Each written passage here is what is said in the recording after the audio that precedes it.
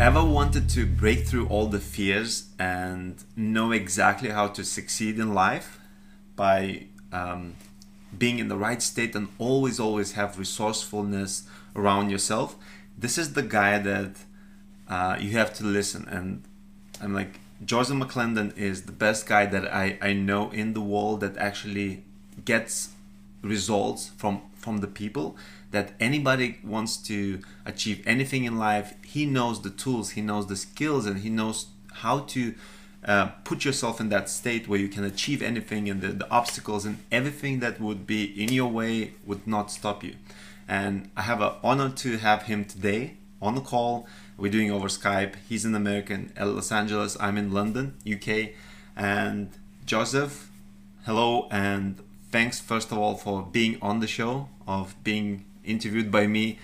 We are good friends from the first seminar when we met, and you helped me tremendously, not only introducing to people that I had the privilege now working with like top guys in the world, but also for helping me in certain situations, helping me to actually see the light and see the as I call it, ray of light on the other side of the cloud. So thanks very much for being here, and I will introduce you shortly. Well, thank you so much, Ray. How are you? I'm actually very good, and as always, this is the first time, when like the beginning of the conversation, it's always a tricky thing. Well, you know what, here's so great about you. Repetition is the mother of skill. Yes, it is. And what's so great about you is you are obviously, and one of the things, first off, I thank you so much for the kind words, but I also want to give it back to you. You've given light and given a new level of awareness and impactability to what I do as well. So thank you so much. And thank you for having me on here, because you're helping me do what I do, which is to spread the word in terms of personal development and help people move to the next level. So thank you so much. So Joseph McClendon, Mr. Joseph McClendon, please introduce yourself, because what I will say is one thing, but you have an amazing lineup of words that exactly describes what you do. So go far away. By trade, I'm what's called an ultimate performance specialist. And really all that means is through workshops and seminars and live interventions and one-on-one, I help people get the best out of themselves. I practice something called the Neuro Sciences. My background in college was psychology.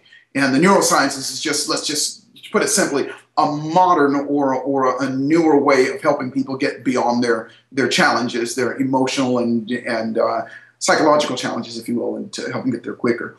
And what that means is that people hire me to help them get the best out of themselves, if you will. And I've spent, let's see, 7 years I taught at UCLA, the University of Southern California, and I've been working with, as you know, Antony Robbins is my dear friend and my partner. I've been senior head trainer for that organization for many years, and doing a lot of things on my own. I do a lot of seminars and workshops. That's kind of it in a nutshell, Joseph, the challenge people have, and I have in my life, and I see people around me, that we compare things all the time with everything else. And there's a saying: if you go to a club and you have a friend that has similar traits like you, and if you go there and he's a little bit better looking, then the girls will actually like him, because they will compare him with me, and the one that has he's better looking, that always gonna win. So my question would be, what are the biggest mistakes and what are the biggest challenges people face without even knowing when doing a self-presentation, like being on a video or doing in person from the stage and so on? Could you tell me about that? You're going through it right now, Ray, and that is this, and it is own self-evaluation, but it's one's own self-evaluation from a negative standpoint. In other words, it's human nature to look for the worst, unfortunately. However, in other words, look the worst in things. If I ask people, when people get ready to do something, they always go, well, gosh, what if I fail? I don't like the way I look. I got a cold sore here. I got this, all these things, and people will be judging me. But you know what? For the most part, they're not. For the most part, and when we always live, as you'll see, when this is all over, you're going to go, that's over, and your heart's still going to be beating, and you're going to be fine. What people don't do is look at the end result and go, wait a minute, you know, when it's over, I'm going to feel okay. It's going to be okay. There have been 70,000 million people that have been worse than me. It's all going to be fine. So people evaluate themselves, and then by judging themselves and giving themselves a negative evaluation, then they don't feel good, and then that produces a fear, and it's just a downward spiral.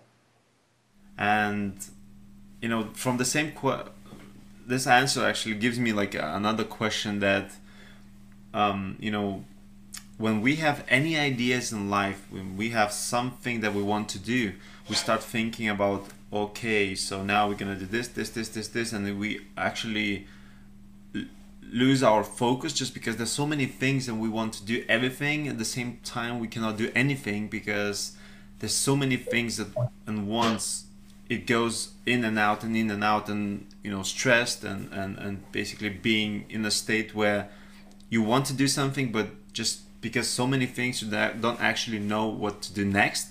So, you know, if you could tell me more about the way you see this, and you know, your perspective of how can you make that shift so anything you want to do, you actually have a technique and steps for creating a easy process of taking actions and actually doing, and of course getting results, because we are here talking about only results. We don't talk about theory, we don't talk about anything else except, you know, how to get the system, the techniques, how to get results instantly.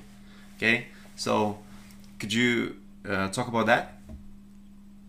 Yeah, Ray, that is something called overwhelm.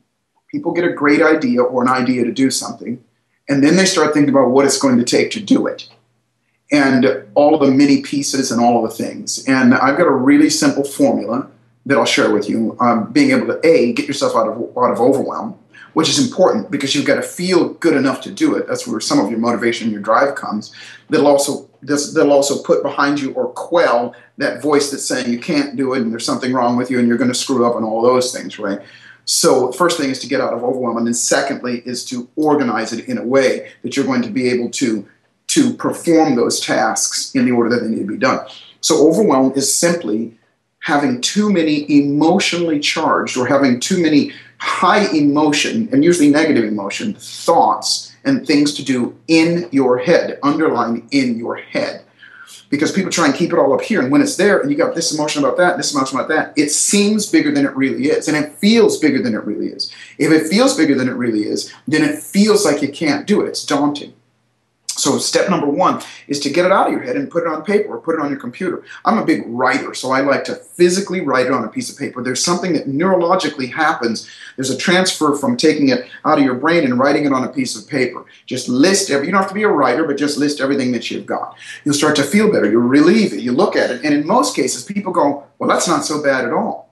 Because you take the emotion out of it and you put it on the paper. Step number two is to prioritize that list. Which one needs to be done first? Which is the most important one to be done first? And then once you have that, and by the way, as you start to do that, you'll start to get evaluation, neural connections start happening in your brain, and you start to feel better again, and it's all about feeling good. And then the third thing is to take action on the first thing, even if it's something that's not completion action, some action, and again, you'll feel better. Now, and that's what will get you out of overwhelm. So now that the feeling has subsided, then you move to step number two. And step number two is to organize it in a way, in this case, we're talking about presenting.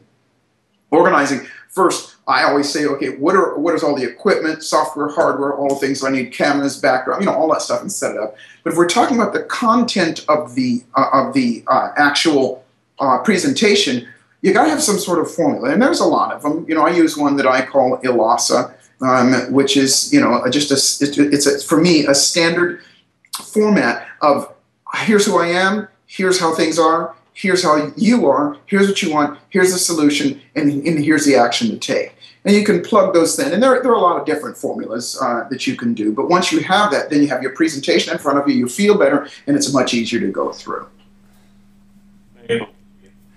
Joseph McClendon III is already a star. Okay, now a question is, if you are impactful on the camera, if you have a message that you deliver in a sharp and enthusiastic way, why would you still need something like, you know, like I do, animations, and like for the TV show you just did recently, I did the intro. So my question would be, like, what do you see that you still need to present yourself, additionally with something else externally that would make you even more shining star? Ray, first off, thank you for the kind words. And I don't know how much of a star I am, but I will say this, that we're in the real world now. And what that means is there are a lot of, our biggest mode of influence in the world today is video, is television, is our computer screen, our smartphone, all those things that we're looking at. And in the real world, it's important that your presentation, how you're being presented, and what enters people's mind captures them first.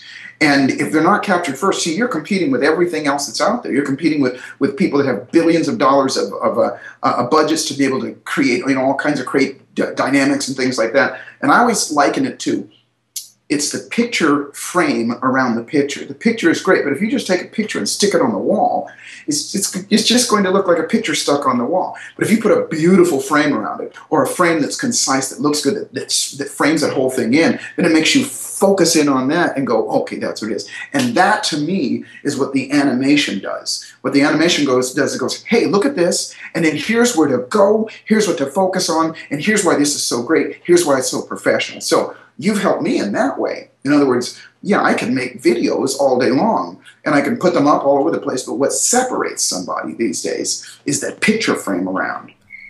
It's the same like a gift, that's wrapped.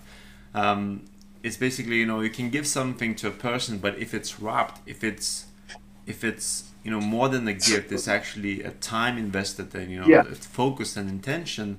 That's what actually makes the gift perfect. Because the unwrapping, getting that gift, that's what actually makes us to appreciate it. Exactly, and that's important because, like I said, we're, for lack of a better term, we're competing with everything else out there. So animation increases the credibility. The intros for the videos increases credibility if it's branded to you, your company. Now, what about the person being in front of a camera? Because what happens usually is people don't trust instantly, and it doesn't matter what you talk about. You talk about the product, you talk about the company, yourself. People always have this conversation in their yes. mind. Do I trust that person? Do I feel that this person is trustworthy? So my question would be, how would you increase your credibility on the camera so you come across as a trustworthy person, that you are real, and also you are here to help them? I call it RPHP, and that is be real, be passionate, be honest, and be present. What that means is don't try and be somebody you're not. Don't get up there and be all this crazy stuff. If that's part of your nature, to be funny, to be fun, and so on and so forth, that's great. But be the real you. That's what people want. They want that connection, if you will. So be real. And then to be passionate about it. Don't get up there and go, hi, I'm Joseph, and I want to tell you a little bit about helping save the whales. If you're passionate about it, you got to go, hey, my name is Joseph, and I have got a huge message that I want to share with you, and that is we've got baby seals and whales and all this. You be passionate about it. Your passion just comes from preparation before, and then be honest. Be honest with people about who you are, what you're doing, and so on and so forth. And that honesty comes from just sharing. Versus, being trying to teach somebody something all the time. Just show them with what you've got. Be honest about where you got the information. Be honest about where you're going. Be honest with them about, how you're really feeling. Your honesty in the beginning of this, a perfect example of going, I'm a little scared and I'm talking to Joseph and all that stuff. That means more than somebody up there faking it. The last thing is to be present. Be right there in the moment. It's just like, I'm doing it right now, Ray. There's nothing more important to me right now than you in this conversation. And I'm here speaking to you, so I'm in the moment. I'm not off doing, 1,000 different things, trying to multitask and doing those things. Be present in the moment. And I left one out, and this is almost ridiculous that I left it out. But ahead of all of that stuff, and it's probably we'll talk about it here in a moment, is preparation. Too many times people go, okay, well, you know what, I'm just going to get in front of the camera, I'm going to do this and so on, and they do all this stuff, but before they get in front of the camera, they don't warm themselves up, they don't allow themselves, you know, a moment to relax or, you know, have the conversation in their head to prepare themselves. It's really, really important. And, you know, even on the internet, there's so many programs where, for example, you know, having a seminar recording as a product, that it's more valuable than actually going and recording yourself. And the reason is, when you're in front of a camera, you always think about, am I saying it right? Do people respond, and so on and so on. Where in the seminar, or recording yourself in the actual conversation with others, you know, like we have here, we always think about that person instead of about us, and focusing on cameras, about us, you know, how we say, how we look. So it's really, really important to understand that. You're absolutely right, Ray. And if I may, that point is so important. If you're in the game to make a difference, if you're going to make a video that you want to make a difference, whether it's to make more money, change lives, or change your life, or whatever it is, do it for real. And I mean, get serious about it, even if it's just for that moment. And, you know, you mentioned it, you know, on YouTube, and there's all kinds of trainings. I myself have a program called Video Presentation Magic, where I teach people all those things. But the important thing is what I would say is the whole process of preparing oneself to be good in front of the camera is just that. It's just a process. Anybody can learn it. You know, it's not going to mean that you're going to be, you know, an absolute superstar. But anybody can learn it. Anybody can do it. You've got to make sure that you put some time and some effort into that. Otherwise, you are just going to be that guy in front of the camera. Now, I want to speak to what you just said about in terms of a crowd versus just straight to camera. That's a skill that one must learn or can learn. That, you know, the difference is, and I'm a musician. You know, for many years I was a musician, and I would spend a lot of time in the recording studio. In the recording studio, it's you, the engineer behind the glass, and you get 1,000 times to do it. If you get it wrong, you get to do it over again. It's the same with in the studio doing your videos. However, when a person is live, there's so much energy. You're getting the energy from the crowd. You're getting all, you know, your spontaneity. You're going to make mistakes. It always happens. But when they do, you don't go, oh gosh, thank you, I'm sorry, everybody, I made a mistake. You just keep on going. It's the same with that skill that you learn. I call it being with a crowd by yourself. And what that means is when you're in front of the camera, train your brain to have that same energy, that same kind of interaction, talking to one person or one camera as you do talking to an entire crowd of people. And again, Ray, it's a skill, it's a technique, it's a process that one can learn and do. Very true, very true. And, you know, another thing that people that I work with always have is they always want to know, how can I, you know, what are the tools, and like, how can I get my state in to be a resourceful state? Because, you know, so many things going on in the world, we always have emotions of, you know, mistrust, you know, lack of confidence, and so on and so on. So what would be the, you know, the key strategies how you can do, you know, go and achieve your goals while in the resourceful state, and not have you know, as I call it, like immunity to negativity. It doesn't mean that we have immunity, you know, the negativity doesn't exist, but it doesn't affect us. We don't, you know, we don't choose to affect it. Okay, immunity to negativity is not possible. Okay, what you can have, however, is a place where negativity affects you for a little bit of time. You can narrow it down to seconds, if you will. Because negativity and pain and things like that, they're there for a reason. They're there to make us go, okay, wait a minute, let me take a look. Is that real? Is that danger to me? Is that something? If you're immune to it, you're going to get run over by a truck. You hear a horn, you know, when you're reading your book, and that could be something negative, and all of a sudden you go, what's this? And you look up and you're going to get hit. That negativity is there for a reason. But it's only meant as a warning. It's only meant as a signal to take a look around. And then to make a response versus a reaction to that negativity. Here's what I mean. When one reacts to something, it's like a knee-jerk reaction, right? You know, the doctor hits you in the knee, you don't think about it. Reaction is without thought. Response, however, is with thought. It can be for a fraction of a second, but it's for a moment where you evaluate and you go, okay, wait a minute, what's true, what's real? Preparation again. The answer to your question is to prepare yourself, to work on oneself. It's what I teach. It's what I've been doing for a long time, is to help people determine what are the positive or resourceful states that they will need when they're unresourceful. Practice those. Practice going to them, going to them, going to them, going to them, until pretty soon that is your natural response and or reaction. Something negative happens, even if it's your own self-talk, you go, wait a minute, that's not true, and you go right to, here's what's really true. I'm going to be awesome. It's going to be unbelievable. I'm going to do this. And even if you're lying to yourself, because most of us are anyway, even the crap that we tell ourselves half the time is a bunch of lies. But the reality, the truth is that your conversation, whatever you put in there, is what you're going to listen to. Very cool. So we just recently did the animation for your web TV show.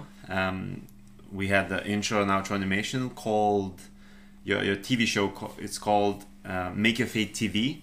And can you tell me more about it and who actually should watch it? Because when I created the animation for it, the goal was to to focus on the breaking through the you go back and do the questions, of our thinking. Yeah, you go back and do the questions. That puts limitation on us and how we can achieve anything we want, so we can have vitality, the fulfillment and the joy in life to actually go in and enjoy our journey.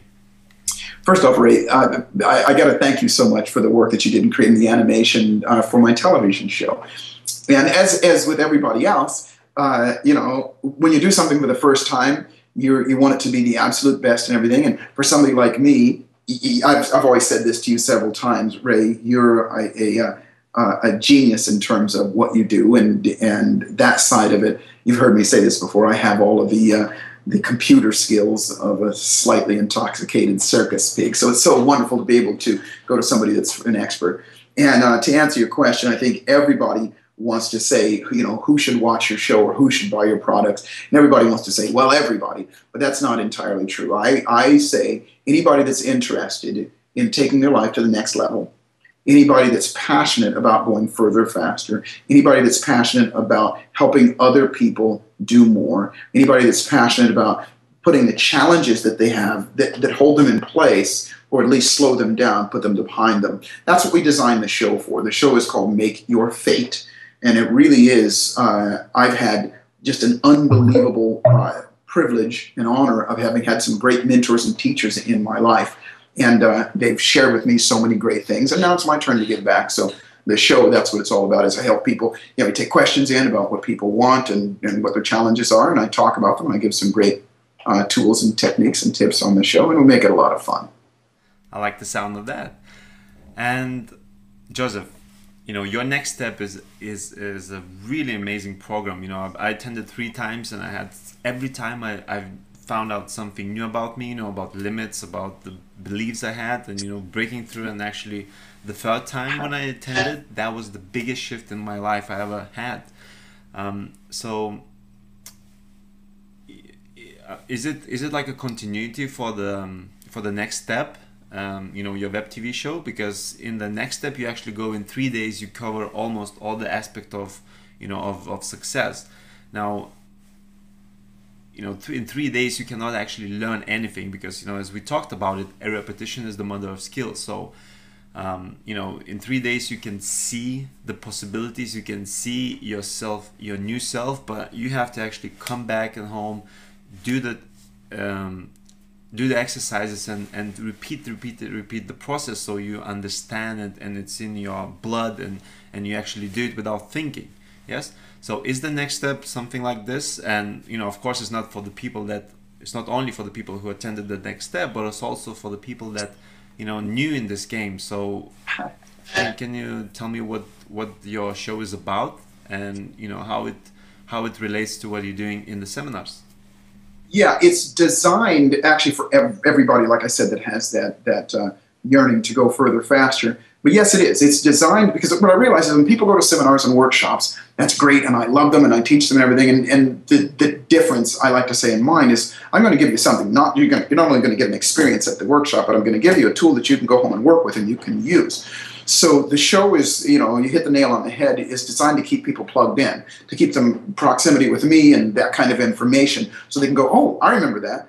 You know, Ray, I read the book Think and Grow Rich every single year from the time I was 19 years old to the time I was about 35 years old. And every single time I read it, I got something new.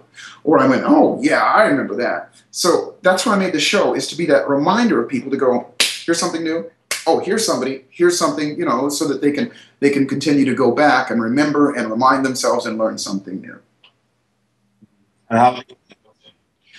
You can go to, there's two places you can go to. You can do, we have it on two places. One is makeyourfate.tv. And, or you can go to, we have it on YouTube, which is youtube.com/makeyourfatetv. And we have a few episodes up there that are a lot of. So you're watching this video, you can go to youtube.com/makeyourfatetv, as Joseph just mentioned, and you know, of course, at the bottom we have a web form, so you can sign up and you can see what Joseph actually does. And you know, what I want to tell you, you who are watching this video, with Joseph, when Joseph first time you know, came into my life, I was growing, so I had so many things that I didn't know, and Joseph gave me a huge insights of especially the stop techniques. You know, how can you stop from thinking the same thing over and over again. So for example, you know, something happens, boom, you're already in that state, you know, and when you're in that state, you're always going to get the same result. So how can you break that pattern of you know, going through life and then having something similar appearing in your life, and then you boom into the same state that pushes you away from everybody else, and it gives you the same result over and over again. So how can you stop that?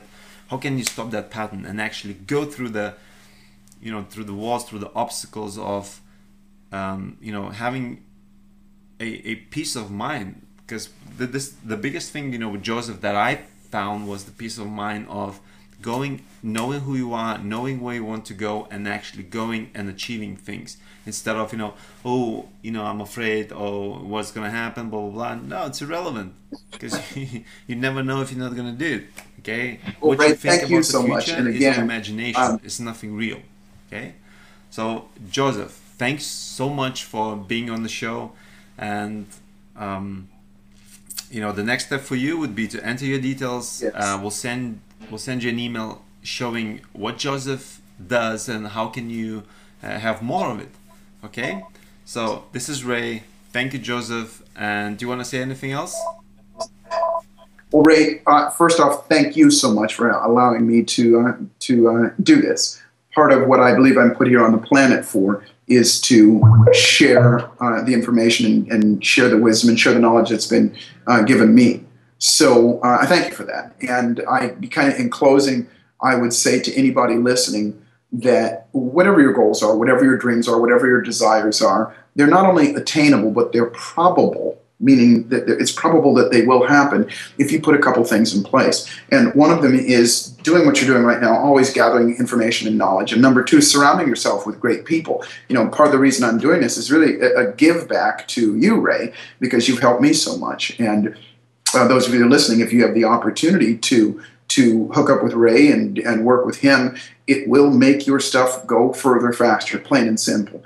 And the last thing is I always like to share with people that your life is exactly what you dare to make it, and fortune favors the bold. So the trick is to boldly step up and dare to make your life magnificent. Thanks, Ray. So hey, just remember, put your email address here and we will send you information on how can you have more of Joseph. And I'm looking forward to seeing you soon. Bye-bye.